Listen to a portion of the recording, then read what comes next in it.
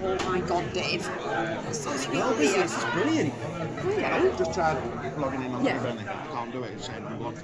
Oh. I'll have to sort it out after. Yeah, Can you no. mark it down? Yeah, we'll sort it out. Don't worry, not a problem. Bless him. The food's nearly gone. I know. This is good. Unfortunately. Exciting opportunity for Dave. Who wandered in yesterday morning and went, are you still alright for tomorrow? I was like, Dave, did you email me? Did I know about this? He's like, oh, I forgot.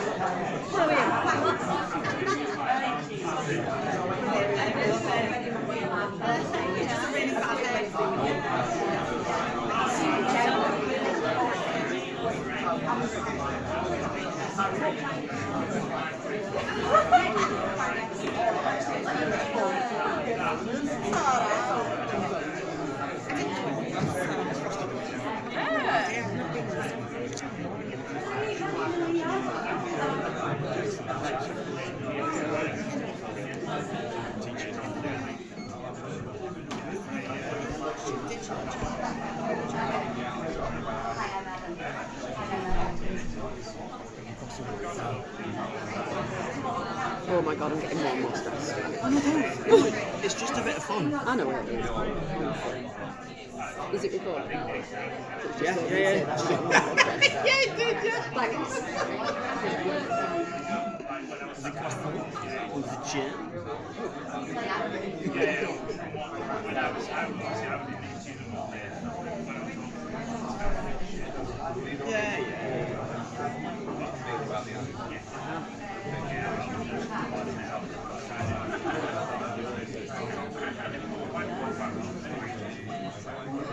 Dave, the wall.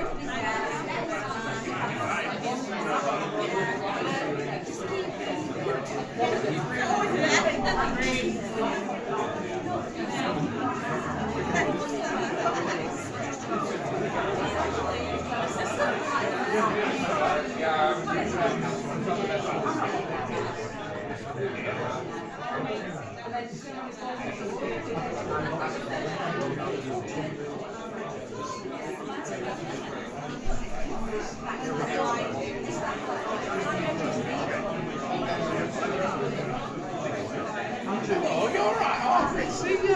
It's really good to see you. Oh,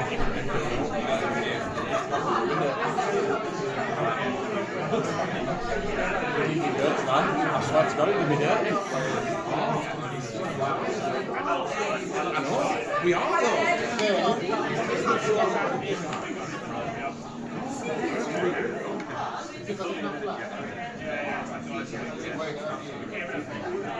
Should we just let's get started? Yeah, do you want me to? Morning, everyone. Hello. Okay. I'm going to make a start. I can't promise this is going to be anything too exciting and it's not going to change the world, but hopefully... It will. Hopefully it's just going to be enough to get your ideas flowing before the start of a new term. Hope you've all had a lovely summer. For those of you who don't know me, I'm Sarah. I work in the English department.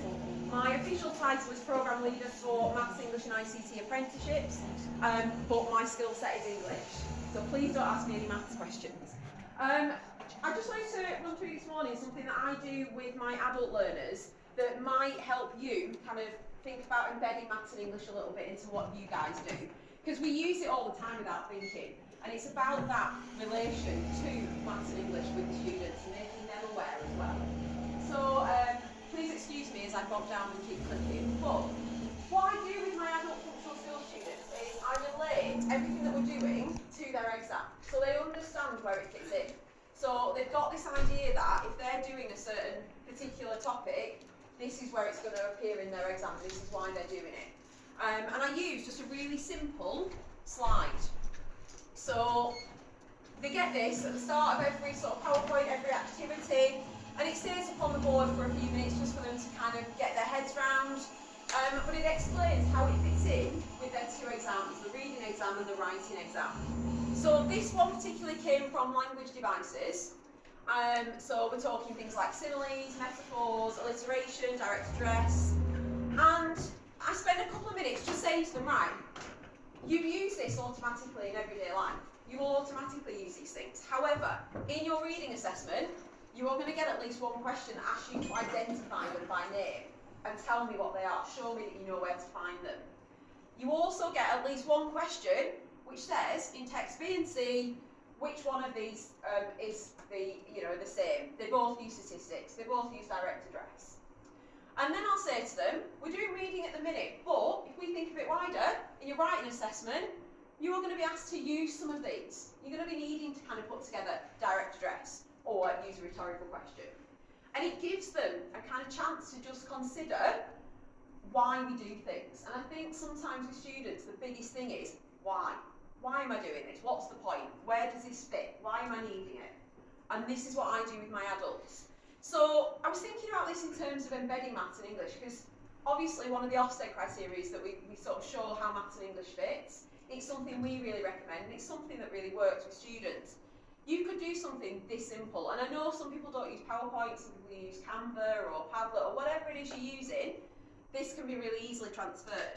So I just thought about a couple of different topics. So if these aren't yours, I'm really sorry, but I just picked a couple that I thought about, and I want to keep it simple. So it's that big picture in real life idea. If you think about performing arts, that really links for me with English without even trying, okay? But if we were to do something similar for that, all I've done is change the two top bits to English and maths. And I just thought on the most simple basis, you guys would do this so much better than I would, because you know your topics and your subjects. But if we're doing a performance, or you're thinking about doing a performance, in terms of English, you're going to have to read, understand and learn your lines. So that's a really key thing. And you're also going to need to understand things like connotations of words, because you want to put emphasis on the right word, you want to say it in the right way, you want to use your emotions. So that's something that you're going to have to consider, no matter what text it is, what performance it is. Thinking about maths, it's all about timing. You're going to need to understand, right, when am I needing to be on? When do I need to come off? Is there a break? How long is that break? And being able to sort of use that and understand that, okay? Like I say, obviously, if you're a performing arts teacher, I apologise up there, Jess and Co. You will probably know this much better than I will, but I'm keeping it simple for today, okay? The other one that I wanted to just show you was to think about it in terms of something a little bit different. Science is my absolute nemesis. It's just the one thing that I really struggle with. So I thought, right, let's challenge myself. Let's think about science in terms of maths and English and how we embed it. So my thought was thinking about doing an experiment. Again, that reading and understanding is there. You need to read, understand and be able to follow those instructions in a science experiment, okay? But you're also going to need to use your understanding of format and layout when you're writing up your experiment. So what goes first? Which bits are going to be way up on that? And can people follow it when they're reading it? You know, if you're writing up an experiment and you want somebody to have a go at it, and that they're going to be able to understand and follow what you've written, okay? And in terms of maths, it's all about measurements for me in an experiment. You are going to need to be able to measure out your materials that you're using. You know, if you use 5 millilitres more of a certain chemical, it's going to cause a completely different reaction in that experiment to what you maybe wanted to do. And understanding that and being able to utilise that. There's also in science all the graph work that you might have to do then, and plotting all your results from your experiment, etc. As I say, I've kept this really simple, but actually for me, it is just a simple way of doing it. And if you're using it with students, you can either have this up on the board, you could have this in front of them on little cards, you could have them complete this. How does maths and English fit in with what you're doing? Thinking about that, okay? That's all I really wanted to share with you this morning, but I wonder if it might be worth us just having a few minutes of kind of chatting, because you tend to sit in your little groups, don't you, with all your little friends from your division. Why don't we just have a few minutes chat about maybe how you might use this, or kind of if it gives you an idea of what you might do going forward, and then we'll feed back if you like. So just a few minutes of chat, see what you come up with.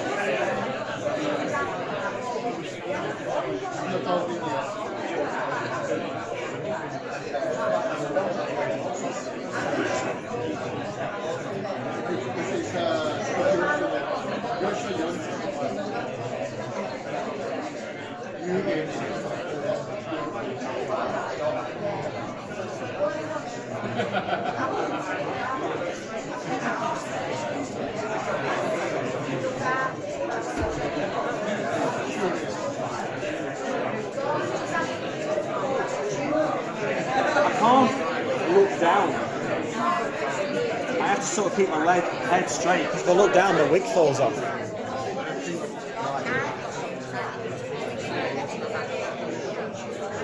Just want people to see the wig. You got me getting some comments at night. Am I? Yeah. Nothing good. No. I love it. That's brilliant.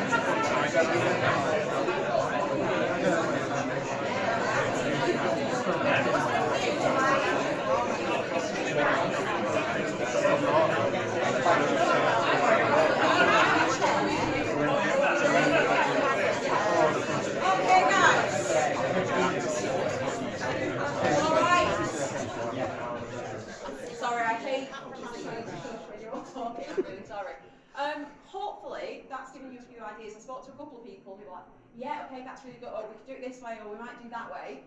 Completely up to you, but it is worth thinking about because it's a really important skill.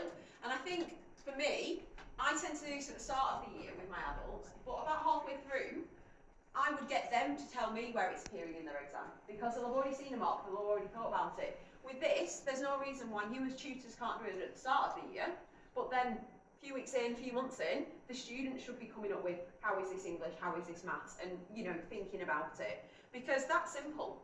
That's not a difficult idea, but hopefully it helps them to realise, because they're doing it subconsciously, we all know that, they're doing it automatically, but are they actually thinking about it? So we were talking about 3 mil, weren't we? They work in centimetres in schools nowadays, and metres. 3 mil actually is just slightly smaller than a centimetre, it's 10 mil to a centimetre, isn't it? But they don't equate that, and they don't equate that then to it being maths and it being useful in that skill. So it's just about that whole holistic approach. I'm more than happy if anyone wants to come and find me or anyone wants to ask me questions or give me an email to just give you a hand with maybe setting a few up or if you're struggling with a particular topic or idea. But you're all fantastic at what you do, so I'm sure you'll be able to just run with it. Thank you so much for this morning. Like I say, if anyone's got any questions, please give me a shout. Thanks, Sarah.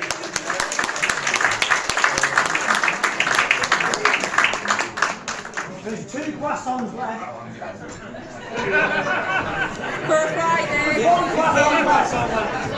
See you later. That was great.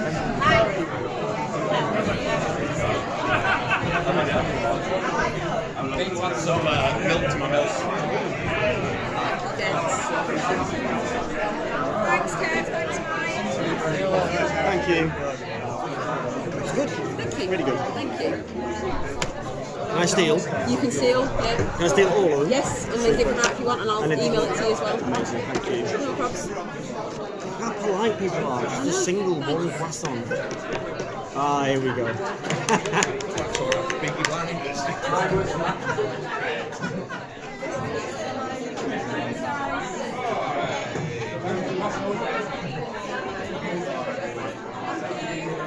Thanks a lot.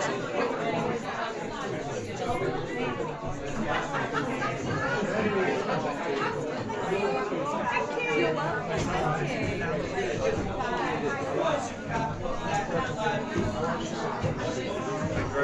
welcome, thank you.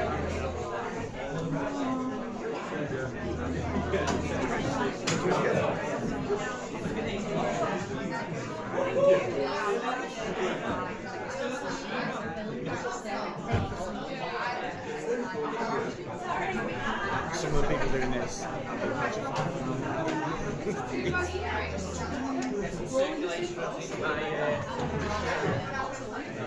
Thank you.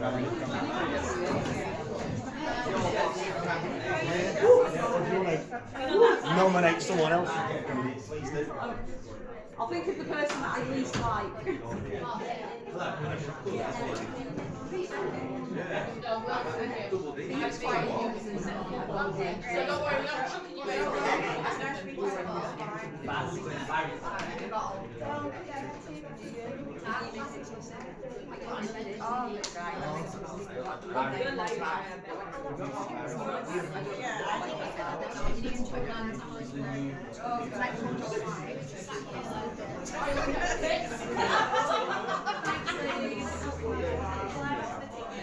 Would you prefer me told you or not told you?